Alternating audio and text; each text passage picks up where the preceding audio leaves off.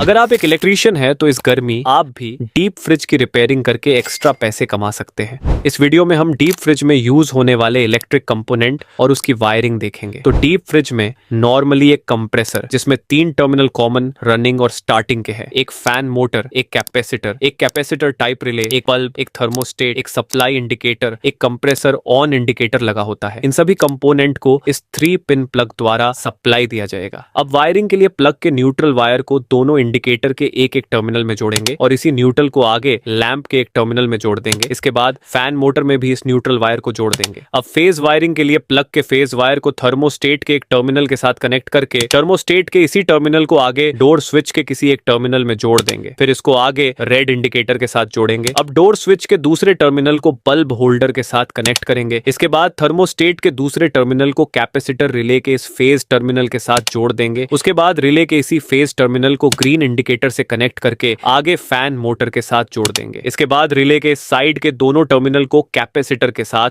जोड़ देंगे। अब कंप्रेसर कनेक्शन के लिए रिले के इस न्यूट्रल वाले टर्मिनल को कंप्रेसर के रनिंग टर्मिनल में जोड़ेंगे और रिले के इस फेज वाले टर्मिनल को कंप्रेसर के कॉमन टर्मिनल से जोड़ देंगे। उसके बाद रिले में जुड़े कैपेसिटर वाले किसी भी एक टर्मिनल को कंप्रेसर के स्टार्टिंग वाले टर्मिनल मेन जोड़ देंगे। लास्ट में प्लग के अर्थिंग वायर को फ्रिज के बॉडी के साथ अटैच करेंगे। ये था डीप फ्रिज की वायरिंग।